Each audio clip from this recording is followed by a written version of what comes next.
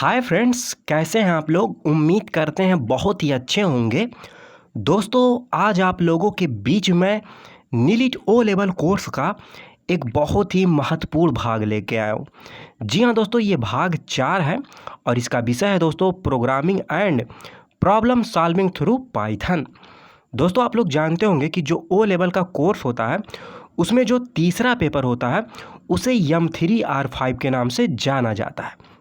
इसी विषय पे दोस्तों आज हम लोग कुछ महत्वपूर्ण प्रश्न पे विस्तृत रूप से व्याख्या के साथ चर्चा करेंगे। जो मेरे दोस्त इस चैनल पे नए हैं और ओ लेवल की तैयारी कर रहे हैं या करना चाहते हैं, मेरे चैनल पे जाके ओ लेवल से संबंधित और भी महत्वपूर्ण वीडियो देख सकते हैं। चलिए दोस्तों, M3R5 को स्टार्ट करते हैं। दोस्तों, प्रश्न 1 आप लोगों की स्क्रीन पे ये रहा, आप लोग यहाँ पे देख सकते हैं। दोस्तों, ये बहुत ही इम्पॉर्टेंट प्रश्न है और इससे पहले ओ लेवल जनवरी 2021 में भी आ चुका है। दोस्तों, मैं एक चीज़ और बताना चाहता हूँ, ये जो प्रश्न है इससे पहले दोस्तों मैं करा चुका हूँ, लेकिन दोस्तों उसमें वेरिएबल की जो व्याख्या थी ज़्यादा बड़ी नहीं थी। बस दोस्तों इसी उद्देश्य से कि आप लोग वेरिएबल को सरलतापूर्वक समझ सकें, इस वीडियो में इस प्रश्न को शामिल किया गया है। जैसे दोस्तों ये प्रश्न कह रहा है कि निम्नलिखित में से कौन सा एक अवैध वेरिएबल है। ऑप्शन ए कह रहा है my under score string under score 1। इसके बाद ऑप्शन बी कह रहा है दोस्तों FOO। ऑप्शन सी कह रहा है अंडर स्कोर। ऑप्शन डी कह रहा है फर्स्ट अंडर स्कोर स्ट्रिंग। सबसे पहले दोस्तों चलिए हम लोग इस प्रश्न का राइट आंसर जानते हैं। इसके बाद दोस्तों थोड़ी इस प्रश्न की व्याख्या भी देखेंगे। जी हाँ दोस्तों, प्रश्न 1 का राइट आंसर हो जाएगा ऑप्शन डी, यानी कि फर्स्ट अंडर स्कोर स्ट्रिंग। ये दोस्तों जो ऑप्शन डी है ये अवैध वेरिएबल है। अब दोस्तों ये अवैध वेरिएबल क्यों है, इसके लिए दोस्तों हम लोगों को जानना पड़ेगा कि वेरिएबल क्या होता है। इसके बाद दोस्तों आप लोग सरलतापूर्वक जान जाएंगे कि फर्स्ट अंडर स्कोर स्ट्रिंग ये अवैध वेरिएबल क्यों है। चलिए दोस्तों हम लोग प्रश्न 1 की व्याख्या देखते हैं। दोस्तों प्रश्न 1 की व्याख्या आप लोगों की स्क्रीन पे ये रही। दोस्तों इसकी जो व्याख्या बहुत ही महत्वपूर्ण है, आप लोग इसका स्क्रीनशॉट भी ले सकते हैं और इसकी सहायता से दोस्तों आप लोग जान जाएंगे कि वेरिएबल होता क्या है। जैसे दोस्तों यहाँ आप लोग ऊपर देखिए, सबसे पहले ये कह रहा है कि वेरिएबल मूल रूप से एक नाम है। पाइथन में ऑब्जेक्ट केवल डेटा और विधियों का एक संग्रह है जो उन डेटा पर कार्य करता है, इसलिए वेरिएबल भी पाइथन में एक ऑब्जेक्ट है। इसके बाद दोस्तों उदाहरण दिया गया है वेरिएबल का, यहाँ पे आप लोग देख सकते हैं कि एग्जाम्पल के तौर पे कौन कौन वेरिएबल होते हैं, कुछ ये एग्जाम्पल है। अब इसके बाद दोस्तों यहाँ पे दे दिया गया है फर्स्ट अंडर स्कोर स्ट्रिंग ये वेरिएबल नहीं है। अब ये दोस्तों वेरिएबल क्यों नहीं है, इसके लिए दोस्तों हम लोग को जानना पड़ेगा वेरिएबल का नियम। यहाँ पे दोस्तों आप लोग देखिए वेरिएबल के 4 नियम दिए गए। जैसे दोस्तों पहला नियम कह रहा है कि वेरिएबल में कोई भी अक्षर हो सकता है, जैसे A, B, X, Y या कोई भी शब्द, जैसे दोस्तों ग्रोथ हो गया, विथ हो गया या लेंथ हो गया, कोई भी शब्द हो सकता है, वो वेरिएबल कहलाएगा। इसके बाद दोस्तों इसका सेकंड जो नियम है इसको देखिए, ये कह रहा है कि वेरिएबल के बीच में नंबर का प्रयोग किया जा सकता है। जैसे दोस्तों यहाँ पे आप लोग देखिए वेरिएबल के बीच में 1 का प्रयोग किया गया, बीच में भी दोस्तों और लास्ट में भी नंबर का प्रयोग किया जा सकता है, जैसे यहाँ पे आप लोग देख सकते हैं। ये दोस्तों सेकंड नियम था। इसके बाद दोस्तों थर्ड नियम देखिए, इसमें कह रहा है कि वेरिएबल में प्रारंभ में, बीच में या अंत में कहीं भी अंडर स्कोर का प्रयोग किया जा सकता है। इसके बाद दोस्तों यहाँ पे एग्जाम्पल है, आप लोग देख लीजिए, अंडर स्कोर का कुछ इस प्रकार से प्रयोग कर सकते हैं। इसके बाद दोस्तों लास्ट नियम जो है उसे देखिए, ये बहुत ही महत्वपूर्ण है। इसमें कह रहा है दोस्तों कि वेरिएबल में प्रारंभ में नंबर नहीं हो सकता। जी हाँ दोस्तों, वेरिएबल में ये नियम होता है, जब भी दोस्तों वेरिएबल हम लोग लिखेंगे उसमें प्रारंभ में नंबर का प्रयोग नहीं करेंगे, कुछ इस प्रकार से। यदि दोस्तों हम लोग इस प्रकार नंबर का प्रयोग करते हैं वेरिएबल में तो वो वेरिएबल अवैध वेरिएबल कहलाता है। जब दोस्तों हम लोग अवैध वेरिएबल का प्रयोग करते हैं पाइथन में तो इनवैलिड सिंटैक्स हो जाएगा, ये भी आप लोग याद रखिएगा। ये थी दोस्तों प्रश्न 1 की कुछ महत्वपूर्ण व्याख्या। चलिए दोस्तों प्रश्न 2 देखते हैं। दोस्तों प्रश्न 2 आप लोगों की स्क्रीन पे ये रहा, यहाँ पे आप लोग देख सकते हैं। दोस्तों ये भी प्रश्न बहुत ही इम्पॉर्टेंट है। ये कह रहा दोस्तों कि निम्नलिखित में से कौन वैध वेरिएबल है। ऑप्शन ए कह रहा है underscore computer underscore, option B कह रहा है एक कंप्यूटर। यहाँ पे दोस्तों आप लोग ऑप्शन देख सकते हैं, एक कंप्यूटर। ऑप्शन सी कह रहा है अंडरस्कोर एक कंप्यूटर, और ऑप्शन डी कह रहा है ए और सी दोनों सही है। चलिए दोस्तों हम लोग इस प्रश्न का राइट आंसर जानते हैं कि वैध वेरिएबल कौन है। जी हाँ दोस्तों, इस प्रश्न का राइट आंसर हो जाएगा ऑप्शन डी, यानी कि दोस्तों वैध वेरिएबल में ऑप्शन ए भी आएगा और ऑप्शन सी भी आएगा। अब दोस्तों इसमें हम लोग थोड़ा समझते हैं। जैसे आप लोग देखिए ऑप्शन ए में इसमें अंडरस्कोर का प्रयोग दोस्तों प्रारंभ में किया गया है। इसके बाद सेकंड में सी में दोस्तों देखिए ऑप्शन सी में यहाँ पे भी दोस्तों अंडरस्कोर का प्रयोग प्रारंभ में किया गया है। उसके बाद दोस्तों हम लोग नंबर का प्रयोग किए हैं, तो ये दोस्तों वैध वेरिएबल हो गया। जबकि दोस्तों ऑप्शन बी में जो है आप लोग देखिए यहाँ पे नंबर का प्रयोग किया गया प्रारंभ में, तो ये दोस्तों अवैध वेरिएबल माना जाएगा। ये थी दोस्तों प्रश्न 2 की कुछ व्याख्या। चलिए दोस्तों प्रश्न 3 देखते हैं। दोस्तों प्रश्न 3 आप लोगों के स्क्रीन पे ये रहा, यहाँ पे आप लोग देख सकते हैं। दोस्तों ये बहुत ही इम्पॉर्टेंट है और इससे पहले ये ओ लेवल जनवरी 2021 में भी आ चुका है। इसमें दोस्तों कह रहा है कि निम्नलिखित पाइथन प्रोग्राम का आउटपुट ज्ञात करें। यहाँ पे दोस्तों छोटा सा प्रोग्राम दे दिया गया, आप लोग देख सकते हैं। तो कह रहा है दोस्तों कि जब इसको हम लोग प्रिंट करेंगे तो क्या आउटपुट मिलेगा। ऑप्शन ए कह रहा है 29, ऑप्शन बी कह रहा है 14, ऑप्शन सी कह रहा है error in code, option D कह रहा है 15। बहुत ही इंपॉर्टेंट दोस्तों ये प्रश्न है। चलिए तो सबसे पहले हम लोग इस प्रश्न का राइट आंसर जानते हैं, इसके बाद दोस्तों थोड़ी इसकी व्याख्या भी देखेंगे। जी हाँ दोस्तों, इस प्रश्न का राइट आंसर हो जाएगा ऑप्शन सी, यानी कि एरर इन कोड। अब ये दोस्तों समझने वाली चीज़ है कि जब हम लोग ये प्रोग्राम बनाएंगे तो ये एरर इन कोड क्यों आ रहा है। चलिए दोस्तों हम लोग व्याख्या देखते हैं इस प्रश्न की, इसके बाद दोस्तों हम लोग सरलतापूर्वक समझ जाएंगे कि इस प्रोग्राम का जो आउटपुट मिल रहा है वो एरर क्यों मिल रहा है। दोस्तों प्रश्न 3 की व्याख्या आप लोगों की स्क्रीन पे ये रही, यहाँ पे आप लोग देख सकते हैं। दोस्तों इसकी जो व्याख्या बहुत ही इम्पॉर्टेंट है, आप लोग इसका स्क्रीनशॉट भी ले सकते हैं। जैसे दोस्तों ये कह रहा है कि पाइथन प्रोग्रामिंग के द्वारा बड़े से बड़ा कैलकुलेशन सरलतापूर्वक किया जा सकता है। अब दोस्तों यहाँ पे एग्जाम्पल हैं कुछ, इसको हम लोग समझते हैं। जैसे दोस्तों सबसे पहले यहाँ ऊपर आप लोग देखिए फर्स्ट एग्जाम्पल, इसमें दे दिया गया है a बराबर 5 और b बराबर भी 5।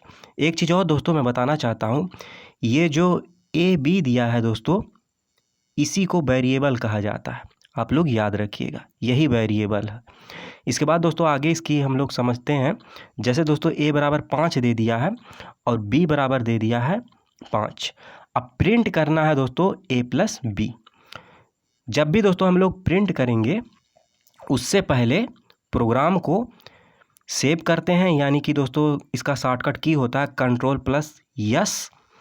इसके बाद दोस्तों हम लोग रन करते हैं और रन का दोस्तों शॉर्टकट की होता है F5, ये भी आप लोग याद रखिएगा। अब दोस्तों जब हम लोग इसको रन किए तो हमको आउटपुट मिलेगा 10, यहाँ पे आप लोग देख सकते हैं। इसके बाद दोस्तों सेकंड आप लोग देख समझिए, इसमें दे दिया गया है a बराबर 5 और b बराबर भी 5 और प्रिंट करना है दोस्तों a को करना है मल्टीप्लाई b से, यहाँ पे आप लोग देख सकते हैं। तो जब दोस्तों इसको हम लोग रन करेंगे तो आउटपुट मिलेगा 25। यानी कि दोस्तों जब 5 का 5 में मल्टीप्लाई करेंगे तो रिज़ल्ट आएगा 25। अब दोस्तों समझने वाली चीज़ है नीचे, यहाँ पे आप लोग समझिए। जैसे दोस्तों ये कह रहा है लेकिन पाइथन कुछ गणितीय नियम के अनुसार ही कैलकुलेशन करता है। बहुत ही इम्पॉर्टेंट है दोस्तों ये चीज़, आप लोग याद रखिएगा। प्रश्न के अनुसार जैसे दोस्तों इसमें दे दिया गया है ए बराबर, आप लोग देखिए ये डबल कोट्स में लिखा गया है, मीट मी आफ्टर पार्टी, यहाँ पे आप लोग देखिए। और इसके बाद दोस्तों बी बराबर दे दिया है 13। अब उसके बाद दोस्तों कह रहा है कि प्रिंट करना है ए प्लस बी। अब दोस्तों आप लोग यहाँ पे ध्यान से देखिए, यहाँ पे कोष्टक का प्रयोग नहीं किया गया है, मिसिंग पैरेंथेसिस इसको बोलते हैं दोस्तों। यहाँ पे कोष्टक होना चाहिए, जब भी आप लोग प्रिंट करेंगे तो वहाँ पे कोष्टक होना चाहिए। जैसे दोस्तों ऊपर देखिए आप लोग, यहाँ पे भी कोष्टक है और इसमें भी है, लेकिन दोस्तों जो ये प्रश्न था प्रश्न 3, उसमें ये कोष्टक नहीं था, इसलिए दोस्तों जो रिजल्ट मिल रहा है वो एरर मिल रहा है। ये थी दोस्तों प्रश्न 3 की कुछ महत्वपूर्ण व्याख्या। चलिए दोस्तों प्रश्न 4 देखते हैं। दोस्तों प्रश्न 4 आप लोगों की स्क्रीन पे ये रहा। दोस्तों बहुत ही अच्छा और इम्पॉर्टेंट प्रश्न है।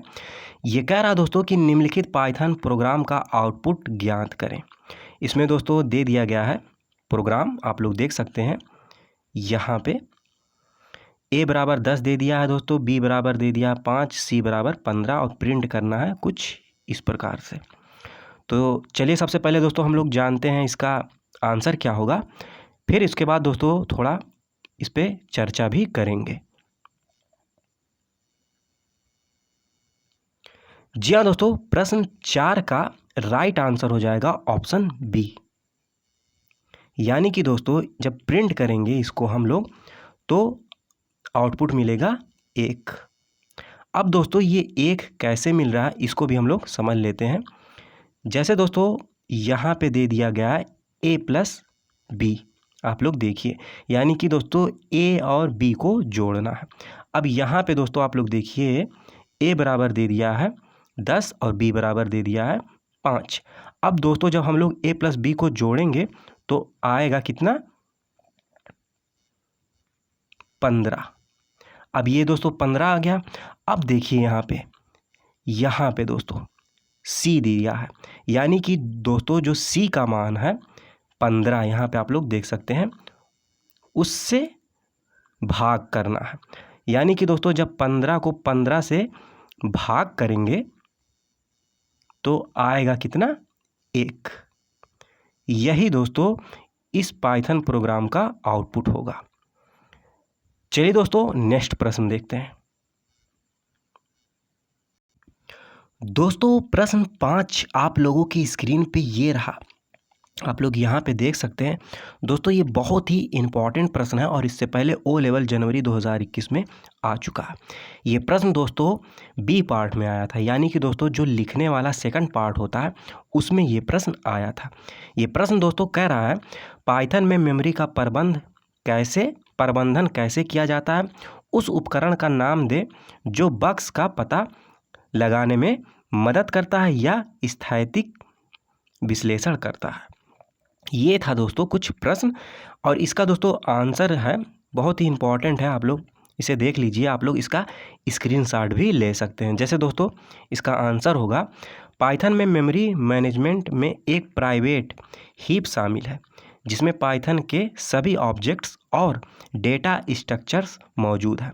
पाइथन मेमोरी मैनेजर में बहुत प्रकार के कंपोनेंट होते हैं जो विभिन्न डायनेमिक स्टोरेज मैनेजमेंट के पहलुओं से डील करते हैं, जैसे शेपरिंग हो गया दोस्तों, कैशिंग हो गया आदि। आगे इसकी व्याख्या दोस्तों है, सबसे निचले लेवल पर एक रॉ मेमोरी एलोकेटर यह सुनिश्चित करता है कि प्राइवेट हीप में काफ़ी जगह है जिसमें ऑपरेटिंग सिस्टम के मेमोरी मैनेजर से इंटरैक्ट करके पाइथन से संबंधित डेटा स्टोर कर सकता है। इसके बाद दोस्तों पाई चेकर को हम लोग समझते हैं। यहाँ पे इसका काम होता है दोस्तों बग्स को ढूंढना। इसको समझते हैं। टूल्स के द्वारा बग्स को, यानी कि दोस्तों पाई चेकर के द्वारा बग्स को ढूंढा जाता है। जैसे पाई चेकर एक स्टैटिक एनालिसिस टूल है जो पाइथन में बग्स खोजने में मदद करता है। पाई चेकर जो होता है दोस्तों वह स्टैटिक एनालिसिस के लिए एक ओपन सोर्स टूल है जो कि सोर्स कोड्स में बग्स से डिटेक्ट करता है। इसके बाद दोस्तों अन्य टूल होता है पाईलिंट, ये भी आप लोग याद रखिएगा। ये था दोस्तों इसका आंसर। चलिए दोस्तों अब हम लोग कुछ वन लाइनर के रूप में और भी क्वेश्चन देख लेते हैं जो कि ओ लेवल की एग्ज़ाम की दृष्टि से बहुत ही इम्पॉर्टेंट है। दोस्तों कुछ अन्य महत्वपूर्ण प्रश्न आप लोगों की स्क्रीन पे ये रहे, आप लोग यहाँ पे देख सकते हैं। दोस्तों ये जो 5 प्रश्न आप लोगों को दिख रहे हैं ये भी दोस्तों बहुत ही इम्पॉर्टेंट है और आप लोग इसका स्क्रीनशॉट भी ले सकते हैं। जैसे दोस्तों पहला प्रश्न कह रहा है पाइथन प्रोग्राम को रन करने से पहले सेव करना आवश्यक है। जी हाँ दोस्तों ये ट्रू है, सेव करना आवश्यक होता है। इसके बाद दोस्तों सेकंड प्रश्न कह रहा है पाइथन प्रोग्रामिंग भाषा डैश द्वारा सृजित की गई थी। किसके द्वारा सृजित की गई थी दोस्तों? ये इनका नाम था गाइडो वान रॉसम। और इससे पहले भी दोस्तों ये ओ लेवल जनवरी 2021 में आ चुका है। बहुत ही इम्पॉर्टेंट है दोस्तों, ये याद रखिएगा। इनका नाम था गाइडो वान रॉसम। इसके बाद दोस्तों प्रश्न 3 देखिए, ये कह रहा है पाइथन कई अन्य भाषाओं से ली गई है जिसमें शामिल है ABC, मॉड्यूला 3, C++, स्मॉल टॉक और यूनिक्स सेल। इसके बाद दोस्तों और अन्य स्क्रिप्टिंग भाषाएं शामिल हैं। ये भी दोस्तों ट्रू है और इससे पहले ओ लेवल जनवरी 2021 में आ चुका है। इसके बाद दोस्तों प्रश्न 4 देखिए, ये कह रहा है बग का मतलब है, यानी कि दोस्तों बग होता क्या है इसको हम लोग समझ लेते हैं। प्रोग्राम में एक लॉजिकल एरर होता है दोस्तों। इसके बाद प्रोग्राम में एक कठिन सिंटैक्स एरर होता है। इसके बाद दोस्तों प्रश्न 5 बहुत ही इम्पॉर्टेंट है दोस्तों। ये कह रहा है कि वेरिएबल जो कि फंक्शन से बाहर बनाए जाते हैं उनको कहा जाता है, यानी कि दोस्तों उनको क्या कहते हैं? तो उसको दोस्तों कहते हैं ग्लोबल वेरिएबल। यहाँ पे आप लोग देख सकते हैं। ये थे दोस्तों आज के वीडियो में कुछ महत्वपूर्ण प्रश्न जिस पे हम लोग व्याख्या के साथ विस्तृत रूप से चर्चा किए। यदि दोस्तों वीडियो अच्छी लगी हो तो वीडियो को लाइक करिएगा, अपने दोस्तों के साथ शेयर करिएगा। जो मेरे दोस्त इस चैनल पे नए हैं और ओ लेवल की तैयारी कर रहे हैं या करना चाहते हैं, इस चैनल को सब्सक्राइब कर सकते हैं, क्योंकि दोस्तों मैं इस चैनल के माध्यम से निःशुल्क ओ लेवल की तैयारी कराता हूँ। दोस्तों इस वीडियो में यदि कोई त्रुटि हो तो उसके लिए मैं क्षमा चाहता हूँ। लास्ट तक वीडियो को देखने के लिए बहुत बहुत धन्यवाद, आभार। जय हिंद।